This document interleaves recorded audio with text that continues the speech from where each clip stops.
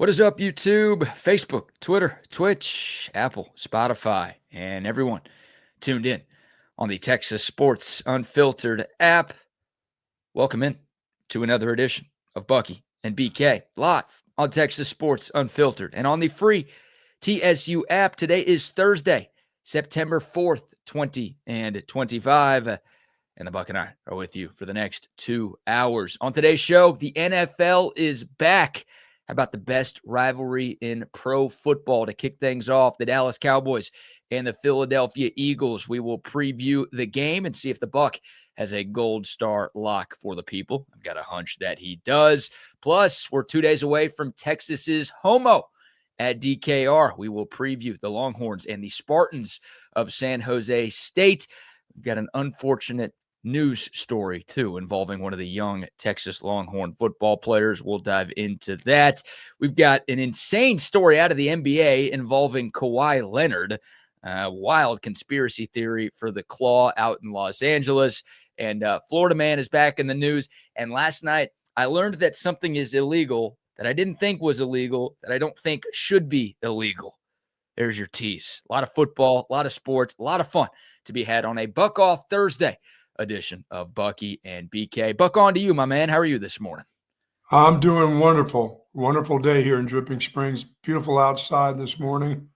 You know, these mornings have been nice, but it doesn't take you long. It takes you about till 10:30, 11 o'clock before things warm up, and I think it's gonna be the same for this weekend. Maybe get some rain on Sunday. Nothing like a little shower maybe Sunday afternoon. Hopefully nothing on Saturday, but looks like we could get some little bit of weather on. But you remember, if I say Sunday, if it rains on Saturday, I have the 24-hour window. Let's not forget that. Come on. Tell us that it's going to be dry for the first home game. Come on. Well, it's going to be dry at 11 o'clock in the morning, I believe. Okay. What about it like 2 or 3 in the afternoon when the game is wrapping up? Are we still clear? Oh, I think you're clear. I think you're all clear to the evening.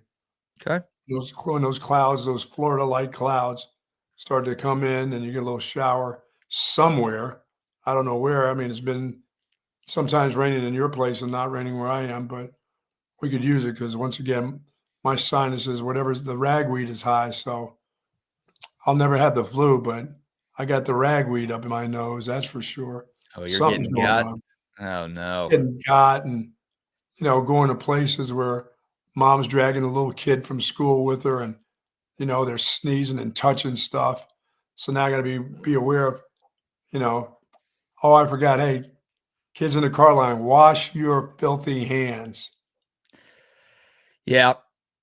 That is still a thing, right? Yeah, it should still be a thing. And that shouldn't just be a tip for kids. That should be a tip for everybody. Wash your freaking hands, please. That's you, man. After you piss all over the floor, wash your hands, please. That ain't me. Yeah, the Louisiana man. Yeah, please. Oh, yeah. Please. Although, if anybody doesn't have to wash their hands after taking a leak, it's Louisiana, man, because they're not touching their junk, right? That's right. You touch it to aim it, right? Louisiana, man, is just happy pissing anywhere, so they're not getting their hands dirty. Once you hit the thing that says M or W or whatever the sign is on the door, it's a free for all from that point. Oh, my gosh. Yeah, you're just lucky if they get close to the urinal or in the stall. It may be by the sink. It may be by the trash can. It may be everywhere. Maybe on the walls with those people. Yeah, it's still, that's a bad bit by them. Yeah, it is. I'm with you on that. Yeah, but I'm feeling good. It's a good day, man. It really is a good day out. Yeah, good football is second week for football coming up. Yeah, some places will start first full week of football. Yeah, some places will start to cool off a little bit and get towards the fall. For us around here, not so fast, my friend. That's not happening anytime. That's not. We got another month of this madness. Yeah, well, we've had a pretty mild summer, all things considered. Yes, but absolutely.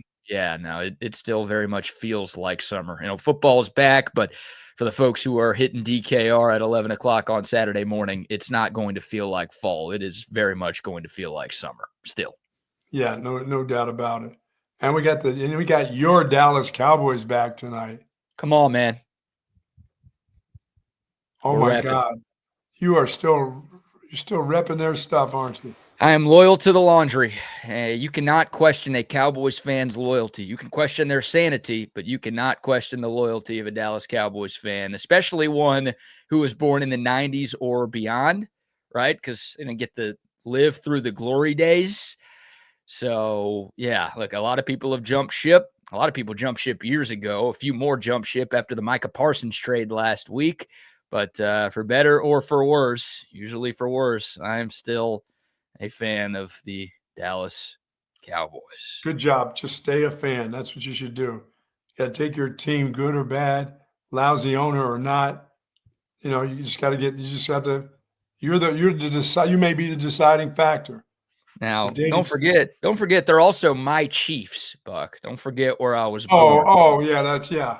So don't Yeah. forget, don't forget when things inevitably go off the rails for the Cowboys tonight and in the first month of the season, then I always have the hometown team, the Kansas City Chiefs, to fall Yes, you back do. on. No doubt about it. Good morning to soldiers at Fort Hood, Texas, the soldiers in the state of Texas, and all those that fight for us each and every day. Thank you so much for what you do. We do appreciate what you do for us. And y'all be safe out there, please. Yes, indeed. Good morning to everybody out there. Spencer, I think, hitting the nail on the head here. We still them boys. F Jerry, but go boys. I think that's kind of the mentality of a lot of Cowboys fans going into this season. It's like, oh, you root for the team because it's the team you've always rooted for. But I think every Cowboys fan is tired of Jerry Jones now. You know who knocked at my door at like 2 o'clock in the morning to tell me that my team got screwed in Houston yesterday? This little guy banging at the bottom of the door, waking me up at 2 in the morning going, did you know what happened to us last night? I'm like, another victory for the Yankees? He said, no, we got screwed. And I wish my wife, who could talk to horses, brought her horse along. We would have stomped all over them last night. But they seem to have got some bad calls, it sounded like. Well, the call to end the game, strike three call on Jazz Chisholm. Hilarious name was What happened to Jazz outside. Chisholm last night? Yeah, strike three Struck call out. to end the game. The Yankees were down by 1 in the top of the 9th inning. They had already scored 3 in that inning to turn an 8-4 game into an 8-7 game. And, the ball was a little bit outside. The Astros got the call, and they end up holding on for the win. So by then, he didn't have his manager to fight for him. No, Aaron Boone had already gotten ejected for arguing something else earlier in the game. So sitting on the bus having a sandwich. Yeah, it was a great win for the Stros, right? They snapped their 8-game home losing streak against the Yankees. So that feels good because you know how Astros fans feel about the Yankees and vice versa. And also, the Mariners lost last night. The Rangers lost last night. Like a bunch of the teams that are chasing the Astros also lost last night. So a good day for the Stros. And, tough one for your Yanks. One more, the rubber game in that 3-game series coming up this evening down in H-Town. Pretty funny that you transition from Cowboys to Yankees talk because that's the stereotype, right? It's the Cowboys fans root for the Yankees and the Yankees fans root for the Cowboys. So there you go. That's how it works. Yes. Talking about both of them. Let's dive into this first game. We got plenty of Longhorn football conversation to get into. Of course, 2 days away from the home opener. We'll talk Texas, San Jose State. We've got more sound from the coach. We'll hear from Steve Sarkisian again later today for his second press conference of the week. But obviously, the NFL kicks off its 2025 season tonight. The Dallas Cowboys in Philadelphia taking on the world champion Philadelphia Eagles. I think it's the best rivalry in the NFL. What a way to start the season. Buck, yesterday when we were talking to the people, the Cowboys were 7.5-point dogs. This morning, the Cowboys are 8.5-point dogs. So the closer we've gotten to kickoff, I don't know what's really changed. Maybe people just remember how good Philadelphia is. And maybe also people are kind of realizing that, Micah Parsons, who is the Cowboys' best player, is no longer on the team. So the line's up to 8.5 right now. I guess right off the bat, do you have a gold star lock for the NFL's opener? Yes, I'll take a quick 50,000 units on the Philadelphia Eagles. Okay. The line change does not scare you. No. I'm trying to figure out now, that's right. Green Bay does play this weekend. Micah's liable to be in Green Bay having to work out. If not, he's from Pennsylvania right down the road. He'd be at this game. Yeah, well, he's not going to be at this game because like you said, he's preparing for his team's game. Or he's preparing to get his shot in the back or whatever, if he plays or not. My guess is Micah Parsons is preparing a tweet for when the Cowboys lose tonight. Oh yeah, they are. You know that he is. He'll have a couple of tweets ready. He may have already drafted up a couple last night and this morning to send off if the Cowboys end up losing this game. Eventually he'll let the sour grapes go. It won't be a weekly deal. Although he's got a podcast that someone will bring up the Cowboys every week to him. No matter what. He'll continue to give his opinion on the Cowboys and everything else in the world of football. And I think that's part of the reason why Jerry Jones got fed up with Micah Parsons towards the end. It's like all the extracurricular stuff that goes along with having Micah Parsons on your team.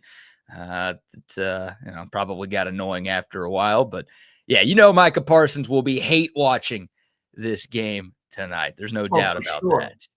So we'll see how he does. But do you think this game's even close tonight? Do you think it's like a late cover for the Eagles, or do you think this is domination from them from the opening kick?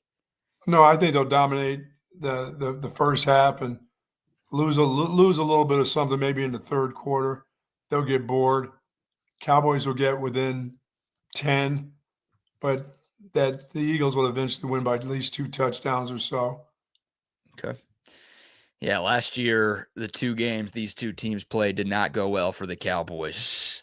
The game in Dallas, Philly won 34-6. The game at the Link, the Eagles won 41-7. Yeah, it's my deal is just what's Saquon Barkley? What are they going to let him run for? Well, a big reason why the Cowboys made the Micah Parsons trade and why they acquired Kenny Clark is they wanted to shore up their run defense. So we'll see if it helped. I think the Cowboys now on paper have one of the best defensive tackle tandems in football. I mean, Kenny Clark is a really, really good player, 3-time Pro Bowler. Oso Digizua is the Cowboys' other defensive tackle. He just got a big money extension in the offseason. So those 2 guys are really good. The Cowboys are pretty thin at linebacker, especially without DeMarvion Overshown on the field to start the year. But that was, when Jerry and Steven held that press conference the night of the Micah trade, that was their big thing. We couldn't stop the run last year. And they're right. The Cowboys were 29th in run defense in 2024. That's a big part of why they made this trade. So we'll see, because you're getting tested against the best rushing attack in the sport. Yeah, I just don't know. As I said, they're not going to hold that guy down. It's not going to be one of those, he gets 60 yards. He's going to have a 60-yard run probably in this game, because he's going to run. Those guys in the secondary won't be able to tackle him. So you can, and this will be tough. This is tough sledding for the Cowboys if they just want to, pile drive them and run the ball. But I'm pretty sure they want to get their quarterback off to a good start too. Well, yeah, I mean, that's what the Eagles do. They love running the football. And, Jalen Hurts is a very good player, don't get me wrong, but I think he has the easiest job in the NFL.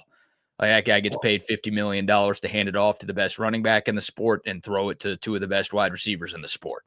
And having the best offensive line in the sport. With the best offensive. Like, he's a perfect fit for that team. Obviously, the tush push and his run game, that's a big part of why, the Eagles are so hard to stop on offense.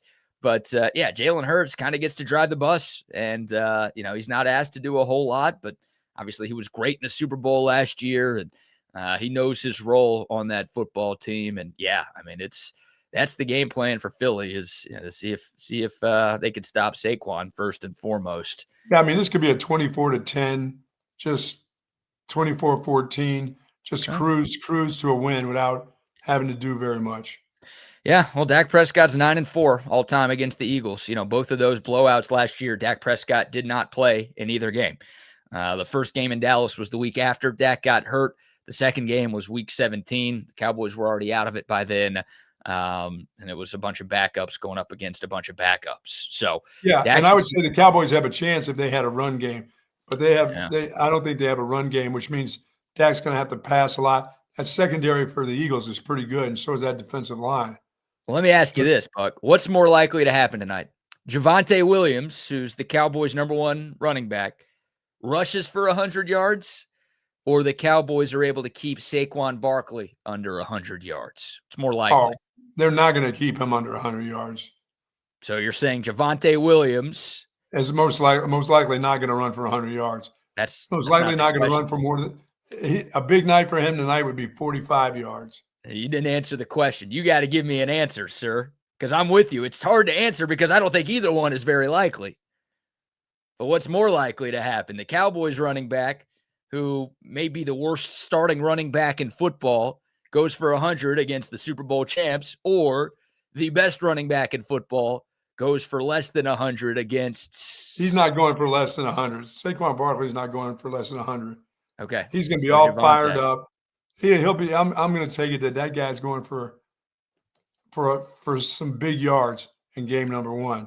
All right. So you're going Javonte. And they're going to want to, and his coach is going to be crying on the sideline. He's going to want to bring him out. Saquon's going to say, no, let's pour it on here in game 1. They don't want to get that guy hurt, but he wants to have some big numbers tonight. Okay. All right. Yeah, I tend to think. I think Saquon wants to prove that not only is the best back in football, but he's the best fantasy player in football too. I mean, or the best fantasy back. I mean, when Christian McCaffrey is healthy, that dude is a fantasy machine. I think Saquon, in his mind, all the things that happened to him good, I think he wants to be the fantasy king too. Now, is that hard to do for a running back? Is that hard to do for a running back? Not a guy with his numbers, right? No, I mean, I think on average, he's going around 3rd in most of these fantasy drafts. Like Jamar Chase and Bijan Robinson. I got to get used to saying his name that way because apparently that's the way we're supposed to be saying his name. Those guys have been going 1-2 in most of the fantasy football drafts that I've been paying attention to. And then Saquon's kind of right behind them. So, Bijan is such a good receiving threat. And look, Saquon gives you some of that as well. But Sure. A lot of these leagues give you points based on how many catches you have. So having a receiver like Jamar Chase. Christian McCaffrey, is he at full strength and healthy? Because there's nobody that gets his numbers when he's healthy. With that San Francisco offense, they'll be throwing. Purdy will be dumping balls off to him. He'll be a wide receiver. He'll get all kinds of numbers. It sounds like he's healthy. I think a lot of people are scared to draft Christian McCaffrey because even though he's healthy right now, it feels like he gets hurt every year, doesn't it? Yeah, so, I mean, over the last 3 years, it's like, man, take that guy number 1 and you're going to get screwed. Right. Yeah, I don't think Saquon has to prove anything to anybody anymore. I don't know if he really had to when he got to Philly, but considering he ran for 2,000 yards last year and was the biggest reason why his team won the Super Bowl, like you could have made a very strong argument that Saquon should have been league MVP a season ago. It's kind of become a quarterback award. Josh Allen won it. He had a great year, whatever. But Saquon was superb last season. He's the best running back in football. He just got his first ring. He got himself a nice contract extension too and a pay raise in the offseason. That guy has nothing to prove to me. Right. So, yeah, I think the Cowboys are more likely to keep Saquon under 100 than Javonte Williams is to go for over 100. For the record. Come on. They're not going to keep Saquon under 100. 100 yards? Again, I don't feel great about either of them happening, but I'm answering my question. You keep evading it. I'm answering my question. That's how bad I feel about Javonte Williams going up against this Eagles defensive front that also may be the best in football. So, it'll be interesting to see what Dak does against his secondary too. Plenty of storylines tonight. It's just tough if you can't get a run game going against them and they load up on you. And those guys in the secondary are good. They got a bunch of ball hawks back there. And some of them very young guys going into their second year only. So look out.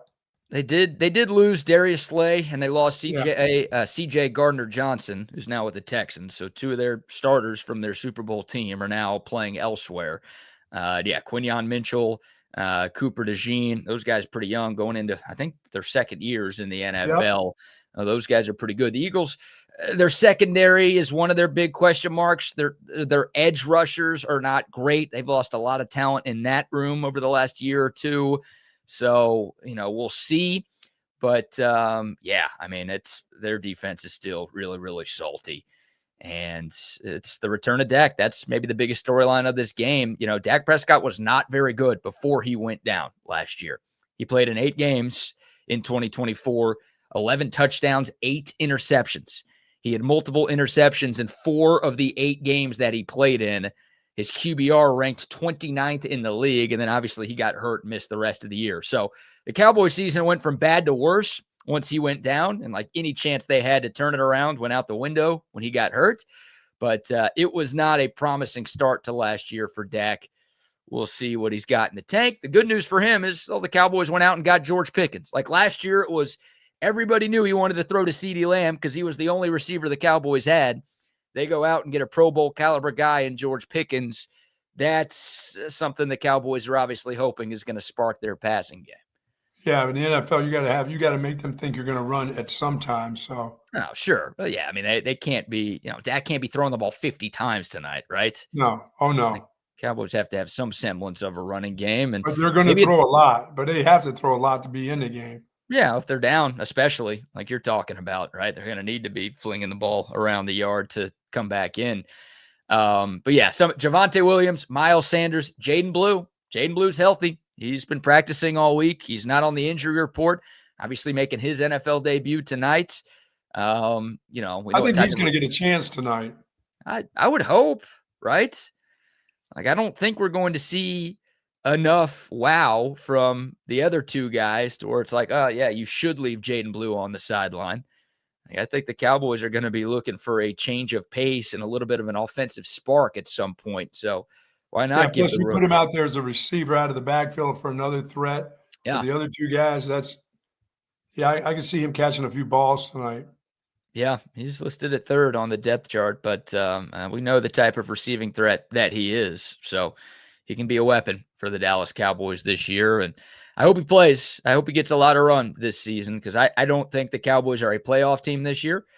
And so, I kind of want to see what they have with their young guys versus. Yeah, that's true. A bunch of Javonte Williams and Miles Sanders toting the rock for 17 games. That doesn't do a whole lot for me. Well, I just never I just thought, like I said, even when Miles Sanders had the great year with Philly, and then the first year with Indianapolis, he was not good. It's like, why did they think he was good? I mean, that offensive line, I think maybe I could have run behind that group. They were so good. Right. Well, everybody besides Miles Sanders in Philly has been better than Miles Sanders was in Philly. Yeah. I think that proves your point right there. Like, yeah, he put up really good numbers in 2022, but like, Saquon came in there right after and was even better. Much better. So, yeah, I mean, Miles, the good news for the Cowboys got him on the cheap because Sanders was really bad in Carolina for the last couple of years. So they let him go. The Cowboys have him for a 1-year low money contract. So they're not paying a bunch to have him. But, I mean, he's battled injuries and he's just battled poor performance. And he's a running back in his very late 20s, Buck. Those usually don't fare too well. Nothing like having a cheap bum on your team. They got a few of those. There's some bumps on the Dallas Cowboys this year. Obviously, a big storyline. It's the debut of Brian Schottenheimer. Shotty. We got some Shotty sound. This is from his availability, I think, on Tuesday. He was asked, hey, it's your first game as an NFL head coach. You've waited your whole life for this opportunity. Do you have any big pregame speech? Like, do you have anything you're going to say the night at the hotel, the night before the game, or do you have a pregame speech for the locker room right before kickoff? Here's Shotty giving his answer to that, and here's him doing some bits as well. No, not really. I think here's the way I view this, and it's funny, I actually caught myself doing this the other day, our bonus Monday. I kind of called the team up, and I kind of got a little fiery and excited about, playing the Eagles and, prime time and all that stuff. And I went to bed that night. I was like, what are you doing? Like, you know better than that. Because honestly, the way we approach things, Todd, is every game we play is just another championship opportunity. It's just another championship opportunity. We get a chance to go out there against the Eagles. You don't get extra credit for beating the Eagles in Philly on primetime than you do for beating the Giants at noon in AT&T Stadium. So what I don't want these guys to do, and I think the coaches are a big part of this, is go in there and try so hard. Oh, we're playing the Eagles. I'm going to do so hard. They're going to make mistakes if they do that. Play free. It's football. Fly around. Love being around with your brothers, man. Just run to the football, celebrate, have fun. And so, again, it's going to be pretty consistent throughout the course of the deal. We're guaranteed 17 of these. This is the first one of that. I think our guys will play well. But again, that's kind of going to be my message most weeks. That's great. Yeah. Well, it does mean more if you beat the Philadelphia Eagles instead of the New York Giants. They're shoddy. Hey, Great news. It The will. Cowboys are playing in a championship, Buck. Well, what you want when they play tell them when they play the Giants, that's not championship play. Tonight is championship play. I've waited my whole life. Cowboys fans have waited 3 decades to play in a championship, and little did we know we're playing in one tonight. How about that? God, and when they play the Giants, that's one too. I presume. I guess. No, Scotty. This one means something here. You beating the Giants will be everybody picked you to finally win a game during the course of the year, and the Giants is one of those games. Nobody's picking you to win this game. You better be more than just thinking, oh, it's just another game. This isn't just another game. It's your opener, another opener, but opening against the defending champs, nah, that ain't going to work that way. Hopefully you're not feeling that way. Yeah, slap yourself and get excited again. You better not come out there cool and calm like nothing's going on. Well, I mean, he's technically right. Like every win counts the same in the standings in the NFL. So if you win this one, you're still 1-0. You're not 5-0 because you're on the road beating the defending champs on banner night. You're 1-0. So there's a lot of coach speak in there, of course. There's way too much coach speak in there. Be excited. Nothing wrong with being excited about a game, Shotty. Well, he's trying to be consistent, right? He's yeah. And we'll see if it works. You know, we don't know what consistent is with Brian Schottenheimer because he's never been a head coach in the NFL. So, yeah, it's a tall task, obviously, this first game. And he's making all those voices. Oh, the Eagles. Oh, we got to be physical. Oh, he's making all those weird sounds at the press conference, which, look, I don't give a rat's ass about what a coach says, honestly. I just care about how a coach coaches. So we will see. I mean, what an opportunity for Shotty. In this spot against this team with the eyes of the football world watching. Obviously a standalone game, the first game of the season. This is going to be one of the most highest viewed television events in the entire calendar year. You could really send a message that you've earned this spot and you didn't just get this spot because you're friends with Jerry Jones. If you get a W tonight in the city of brotherly shove. Now, for Philadelphia, is Andrew Makuba, is he a starter or is he a backup? No, he's expected to start tonight for Philly. Second round pick. Mm-hmm. Wow. Yeah, that's or they got a young secondary. I mean, they've got who else? Blankenship, that white guy back there is still there, and they've got Brown still back there. So I think they're probably going to be rotating 3 or 4 different safeties in this game. But yeah, they got a lot of young safeties. Yeah, Makuba had a pick 6 in the preseason, right, which was cool to see. And again, I mean, Makuba was a ball hawk, 4 picks at Texas last year. And we talked about Dak Prescott at Georgia. Yeah, 10 guys that played at Georgia on their team somewhere. Yeah, that's the big fear. Like another storyline is this Cowboys offensive line. Of course, the Cowboys spent their first round pick on Tyler Booker, the guard out of Alabama. Stop me. Hey, they got 2 next year. Remember, they'll get another one next year. They do get another. Yeah, they're going to have 2 first round offensive line draft picks next year. That's your prediction? Yes. No, they're not going to go 2. They're going to go 1. That's for certain. One of them is going to be an offensive lineman. We'll see how the Tylers hold up, right? Tyler Guyton back from injury. He was not good in his rookie year. The Cowboys' first-round pick last year out of Oklahoma. No, Tyler Smith at left guard is legit. That guy is a Pro Bowl caliber player. He's the real deal. Cooper Beebe at center. Tyler Booker replacing the legendary Zach Martin. That's like people aren't talking about that enough. Zach Martin being gone. There's so much drama about Micah Parsons and now him leaving. Like, no Zach Martin it's going to hurt to, this is an NBC game, right? So it's the Sunday Night Football broadcast just on Thursday Night Football.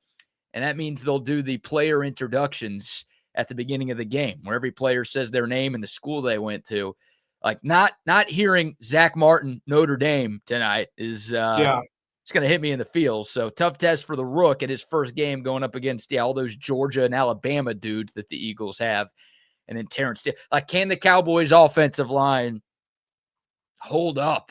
I don't think there's any chance they win this matchup. Can they just kind of hold up tonight to give the Dallas offense a chance? Well, Booker only had practice, right? He didn't do any no games for him. No, yeah, because they already got him penciled in as a Hall of Famer. Nobody, it'd be nice. Nobody plays in the preseason anymore, Buck. Wow. I am surprised. Some teams still do play their starters for a couple of series in the preseason, and that surprises me, honestly, because it feels like we're trending in the direction of all backups all the time. But yeah, new look offensive line for the Cowboys. How do their edge rushers hold up? They've invested a lot in the edge room, and we can move off of this after this. But the Cowboys, I think one of the reasons why they felt comfortable trading Micah Parsons is 3 of their last 4 second-round picks have been on edge rushers, including this year. They took your guy, Donovan Ezeraku, out of Boston College. Led the country in sacks last year at BC.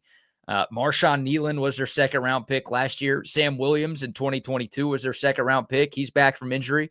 The Cowboys re-signed Dante Fowler, who had 10.5 sacks in Washington last year. So, there's no Micah Parsons. He's obviously the best, so there's no doubt that room's going to take a step back. But, they have tried to invest in that group the last couple of years, so they don't feel like they have nothing there just because Micah is not there. Oh, yeah, they're just like him. Yeah. Well, no one's really unless you're TJ Watt or Myles Garrett or Max Crosby, you're not in the same stratosphere as Micah Parsons. So, yeah, we'll see. Yeah, it'll be interesting tonight. Well, we know the Cowboys can kick field goals if they get at least to the 50. They do have the best kicker in the game. That's right. I don't know if field goals are going to win tonight, but they do have the best kicker in the game. Probably not. Yeah, I think the Cowboys cover. I think the Eagles win, but I'm going to go with the Cowboys cover. I think they make this game a little bit interesting tonight. But Philly ultimately holds serve, and they go to 1-0, and the Cowboys start 0-1. Oh, the Cowboys are just looking forward to that game with Green Bay coming to town. I'm not. I don't know if Cowboys fans are. Look, Dallas has, that's week 4. So the Cowboys will host the Giants next week. Then they'll play the Bears in week 3 before the Fudge Packers come to town on Sunday night, at the end of September. I'm not really focused on that Packers game. I don't like when the Cowboys and Packers play. Things usually don't go well for the team I like. Well, it's just another game there, Shotty. It's a championship game, Buck. Don't sell it short. We're playing for a title tonight. All right? No. Come on, man. You're playing for survival tonight. Playing for survival. Yeah. Don't get anybody. Don't get your quarterback. Don't get any meat off the bone tonight. No. Keep him healthy. Keep him upright. Hopefully he can pass the ball and they can run the ball well enough to survive this game. You were worried about Cooper Rush last year. We saw Joe Milton in the preseason. Yeah. Oh my God. You don't want to see against that Philadelphia defense. You don't even want to see that happen. You don't want to see that guy much this season. No. That'd be a problem for Dallas. It's already an uphill battle for them. And if something happens to number 4, then say goodnight to it, as the great Craig Way would say.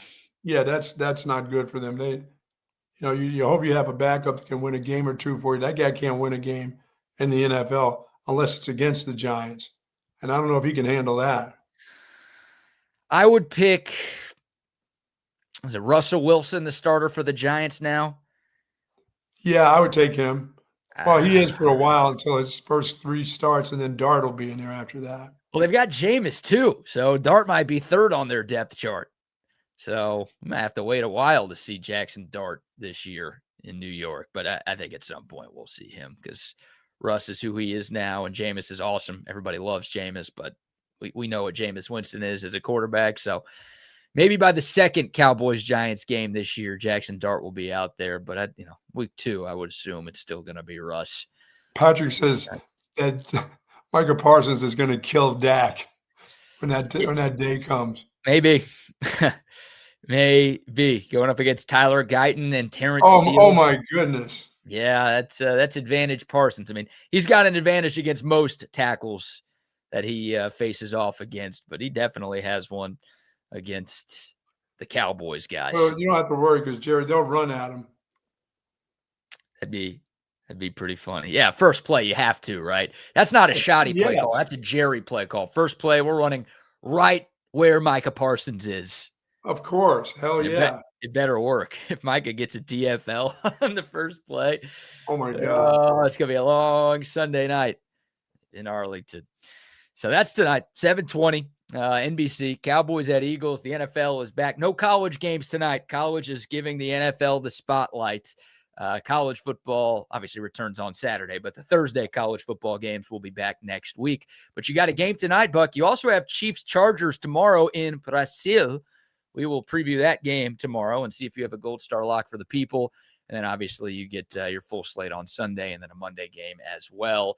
So football is back. Tons of action from now through Monday and tons of action from now through February. And it is a beautiful thing. Sweet. All right, we'll bring things back here to Austin. We've got an unfortunate Texas football news story that dropped yesterday afternoon, and we will turn the page to San Jose State, talk about some things that we want to see from the Horns in their home opener this weekend. But before that, Buck, how about our first round of sponsor shout-outs? Folks, Relax the Back embraces a holistic approach for a healthier lifestyle. And of course, my back couldn't be happier. Their motto is live wellness. And right now, you can do just that. Zero gravity recliners, Tempur-Pedic pillows and mattresses, human scale office chairs and desk, and all the accessories that's going to make your back, your neck, your shoulders, your hips feel absolutely fantastic. They have something just for you or somebody that you care about that's been complaining about that kind of pain. Heal and recover, work smarter, sleep reimagined, and live pain-free. No doubt about it. 2 great locations, one at the Hill Country Galleria across from Whole Foods, and in North Austin at the Gateway Shopping Center, right across the street from the Container Store. Do live pain-free like the Buck at Relax the Back. Yes, sir. Yes, sir. We're talking football. Yeah, it's the first full football weekend of Get yourself a recliner. Get over, Relax the Back, and get yourself a nice new recliner. Here's what you need to do. Get you a recliner and then call AV Consultations to get your home TV set up. That's how you football right there. You got the comfortable chair. You got the badass TV set up. You don't need anything else besides people not to bother you. That's all you need this season. Absolutely. AV Consultations. They will hook you up. Y'all see these 2 TVs behind me every morning hooked up by AV Consultations. Y'all know the 4 TV man cave setup that I have at my place hooked up by AV Consultations. Y'all hear the Buck talk about his 85-incher all the time. AV Consultations. You sense a theme here. AV Consultations has hooked up everyone on TSU, and they've hooked up thousands of Central Texans since 1988. That's right. They've been around longer than I've been alive. They will get you the home TV setup that you need with all the badass surround sound speakers as well, the whole home lighting. They can do surveillance to keep you and your loved ones safe as well. I'm telling you, AV Consultations, the best in the business. Give them a call and let Tom and his crew bring everything to you. 512-255-8678. That's 255-8678, or find them online at avconsultations.com. It's a great day on Thursday to head on to the Lee Kitchen and Tavern, of course, with their 4 great locations. That chef-inspired comfort food made from scratch daily, Hawaiian wings, pulled pork sliders, teriyaki glazed pork chops. My favorite, of course, the Cobb salad, all-day breakfast and happy hour from 3 to 6. But today is Thursday. That means prime to wine. Prime rib dinners, half-price bottle of wine at the Lee Kitchen and Tavern. 4 locations, Lakeway, Belterra, Bee Cave, and Avery Ranch. Love the Lee Kitchen and Tavern, folks. Yes, indeed. And also love our friends at Waterloo Printing and Graphics. I'm rocking one of our new TSU lids this morning. All of our gear, all of our merch. Hey, we'll be at Schultz Garden Saturday morning doing our pregame show. And you'll see that giant banner behind us during Monster banner. Monster. The step and repeat. It's 8 feet by 8 feet. It is ginormous, and it looks incredible. And it was made by Waterloo Printing and Graphics. So anything from a hat to a giant sign, Waterloo Printing and Graphics can hook your business up with what you need. Find them on Instagram at Waterloo Printing, or you can call or text our buddy Adam, 512-300-9641. Sweet. All right, Buck. Some unfortunate Longhorn football news that dropped yesterday. Texas redshirt freshman defensive back Wardell Mack was arrested Wednesday morning and charged with DWI. He was booked into Travis County Jail at 1:07 a.m. yesterday morning, so Tuesday night into Wednesday, and was eventually released on $3,000 bond. Wardell Mack, a redshirt freshman, he did not see the field against Ohio State this past weekend, played in 4 games as a true freshman in the 2024 season. And it's funny and sad. Probably won't see the field this weekend either. No, you're probably right. Like, I read an article yesterday, Buck, before this news story dropped, before we found out that this had happened. I read an article yesterday that said Wardell Mack was looking really good in practice and coaches were really liking his development in year 2. And I think he was always more of a 2026 guy. And this article was like, just remember this name. Like, this dude is going to be like a factor. He's going to be an important piece in this secondary in the future for Texas.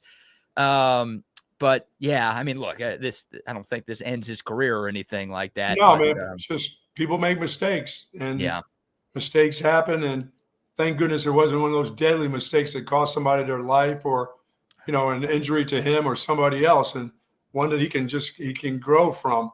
He gonna pay a heavy price, but that's one of those lessons to be learned, that take advantage of the lesson to be learned here. Yeah, definitely. And you said it, man. Like, this is the opportunity for guys like Wardell Mack to play, right? These next 3 games at home against teams that you're supposed to beat by a lot. And, I don't know if that's part of the punishment for Mack, is that he won't get to play in these games. Well, I don't think he'll play in the one this week for sure. Yeah.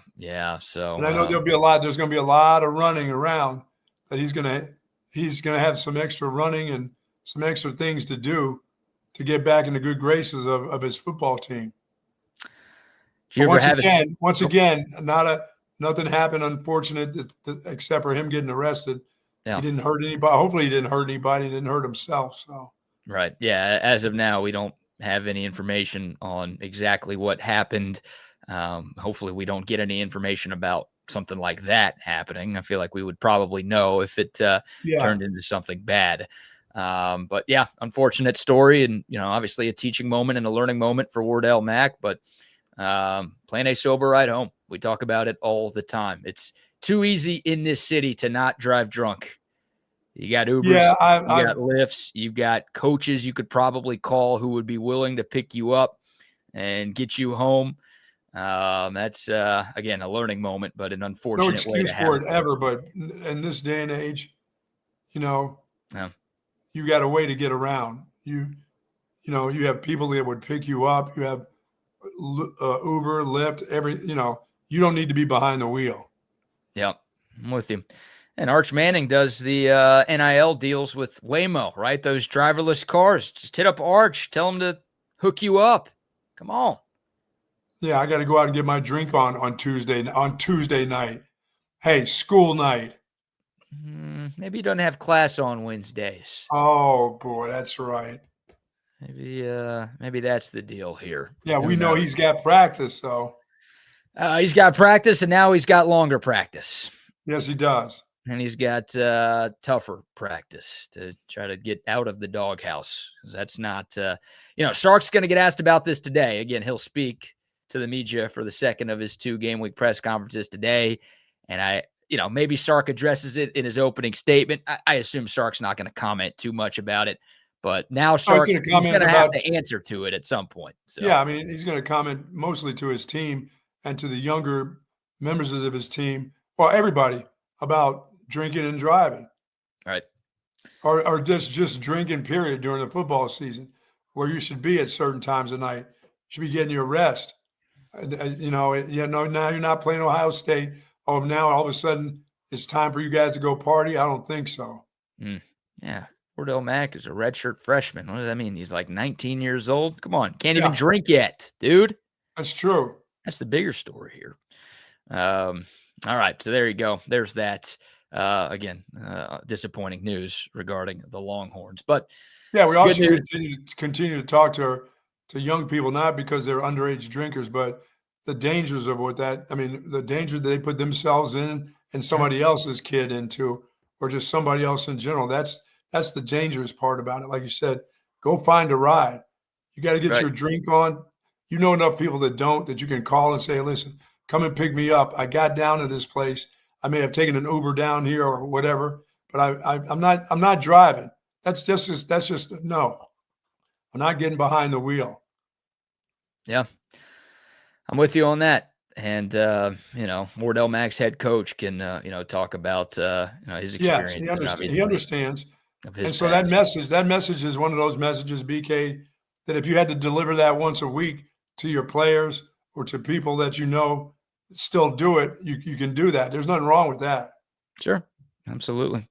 All right, this game on Saturday, Buck, Texas hosting San Jose State. The Longhorns 36.5-point favorites as of last night. We'll see if the line changes between now and Saturday, but either way, Texas is going to be a pretty heavy favorite going into their first home game here in 2025. It's the second meeting all time between the Longhorns and the Spartans. Texas won the first matchup 56-0 back in 2017. So obviously Longhorn fans looking for something pretty close to that. I wrote down 3 things that I really want to see from Texas in this game, but I'd like to get your thoughts. What are a couple of things besides a beatdown on the scoreboard that you would like to see from their Longhorns in a bounce back performance after what happened in Columbus? Well, obviously, offensively, I'd like to see Arch Manning get himself back into a rhythm where he's throwing the ball accurately. You know, his footwork is good. You know, the communications is good between he and Sark and the wide receivers and what they want to do. But I'd like to see a little bit more life to the offense too. You know, when I went back to watch that game, it was kind of ho-hum. You know, I wasn't that excited. I thought that team would be a little bit more excited about playing Ohio State. I think there was still that sense of, yeah, we're playing against a really, really good team. We got to be careful that we don't get overhyped about the game. I mean, I think you just got to show that's just got to be that natural feel. I never felt like they were excited because not enough good things happened in the game for them offensively. It's hard to break the huddle. And you know when you see teams break the huddle where they run out into the field and they're ready to go. I didn't see that. They were kind of waiting for something good to happen, and it just wasn't happening. So I never saw the excitement. Now you're at home. It's your opener. Just show people you're excited about playing, no matter who you're playing against. Show that pride in your football program that just went to 2 semifinals, and show that every time you hit the field. I didn't notice that a lot last week. That's part of the leadership of the quarterback. But if the quarterback isn't getting it done, like you said, who else on this offense? Who's going to be the one to step up? So if he's not having that success, who do you turn to? Who do you look at? You know, the quarterback's not getting it to Wingo. Wingo's not having good success. You know, Entries just gets there. He's an older player, but he just gets in town. It may be hard for him. The offensive line, a lot of newness on that offensive line. Who steps up and takes control? Who takes control of the excitement, you know, of the sheer breaking the huddle, getting onto the field, moving with some urgency, playing football with a little bit of urgency. It's more like they were waiting for somebody to get it done, and it wasn't happening, and they didn't bring it on themselves. So I just think you got to play with a little bit of urgency and excitement on your offensive side of the ball. That may help you have some good things happen. Yeah, for sure. I mean, something I'd love to see on Saturday more than anything else is Texas march down the field on their opening drive of the game and get into the end zone. Sure. Right. I mean, they didn't score in the first 3 quarters against Ohio State last weekend, and they had nothing going offensively in the entire first half. So well, it was survival. It was just trying to survive a series after another series after another series. When is this thing going to kickstart? When is it going to get into gear? And like you said, it took 3 quarters before to get into gear. It's hard to break the huddle with excitement and get to the line of scrimmage. You can't wait for the next play when shit's bad is happening to you, you know? Right. Yeah. It was a lot of bad shit happening to Texas. Yeah. You got to fix that. Your attitude means a lot. Change your attitude, change your life. So that's one of those deals that it seems like a little thing, but you can recognize it. The second time around, I mean, I noticed a little bit of it the first time, but when I saw the game for the second time, I'm like, where's the excitement of these guys? I mean, there should have been more excitement about playing in Columbus instead of, well, we've got to get this right. We're playing against this defense. We don't know anything about this defensive coordinator. There should have been more excitement to the game, and there just wasn't by the players. I mean, the fans are excited. We were excited about the game, but we don't get to play the game. Right. There's got to be more excitement by the team that's on the field. It was more. I think they have plenty of guys on defense to get them excited. But offensively, you had mentioned that last week, and you're right. If it's not the quarterback, who the hell is it? Yeah, that was a question going into the game, and it's definitely a question going out of the game, right? And the excitement was just nerves for Texas. And right. Definitely for the quarterback. He just looked nervous out there. He looked panicked, and there was no one to calm him down. And, yeah, I didn't – it's funny. After I went back and noticed this too on the rewatch, after Texas gave up the first touchdown, right, that 4th and goal C.J. Donaldson run, Jenny Taft did her sideline report on the Fox broadcast, and she's like, Travis Shaw was animated over here on the sideline, like trying to get his guys to be better. It's like that was the first touchdown Texas gave up. Like they had played pretty well to that point. The defense was doing its job, and they give up one score, and this transfer defensive lineman is in everybody's face like, we need to play better. We didn't hear any stories like that on offense. No, there was no stories about the offense and how excited they were about getting out there. And Arch didn't have a great series. Maybe this is the one. Look at him. He's over there talking to a bunch of people. He's trying to get the – no, it was survival. And that'll happen to a young player, especially a guy who's supposed to be the leader. Now he's got to show his leadership, even playing against a team like he's playing this week that they don't know much about. You got to get out there and lead.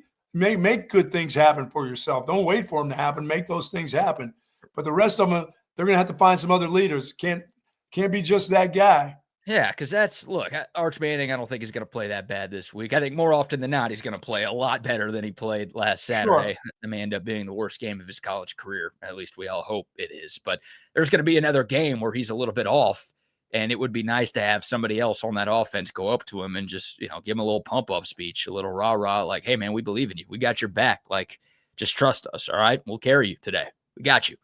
And emotions are big, obviously, in football. You got to have some emotion. There wasn't much emotion on the team. There was just hoping something good would happen, not making it happen, but just hoping good things. I think there's a lesson learned for that football team last week. That you got to be an emotion. You got to be emotions when you're playing really good teams. You can't be cool and calm when you're playing, the big boys. You got to have that emotion has to be carried out on the field in every game. Well, it's, Arch Manning spent a lot of time talking about having fun out there leading up to the game, right? Everyone's like, what's your first game going to be like? And he's like, I'm just going to have fun, be free, like let it loose. It didn't look like a lot of fun was being had by Arch Manning. Yeah, I mean, Sark was talking about, I want him to be himself. Well, I hope that's not the way he is. Right. I hope that's not himself, Coach. It didn't work. It didn't work at all. The game plan didn't work, and obviously Arch was not what he needed to be. So, yeah, look, I think the number one thing that every Texas fan wants to see is Arch Manning look significantly better, right? I mean, the mechanics need to be better. The footwork needs to be better. In turn, the accuracy needs to be better. Like, he's got to look more like the guy that we saw in the 2.5 games he played last year than the guy that we saw this past weekend. Yeah, and I've got to see that offensive line break the huddle and know the snap count and run the football. You just run for 166 yards against one of the better defensive teams in college football. So now for the next 3 weeks, you ought to be steamrolling. You guys should have you should feel good about your offensive line and your run game. And your running backs need to make some bigger plays, some more, explosive plays. They should be able to. Yeah, well, to your point about the Texas run game, I mean, you said it, the Longhorns ran the ball pretty effectively in Columbus. San Jose State lost its week 1 game at home to Central Michigan, and pretty big upset. Is that the Chippewas? That's the Chippewas, Buck. Okay, let's cancel them. Let's go. Fire them up, Chips, I believe is what they say.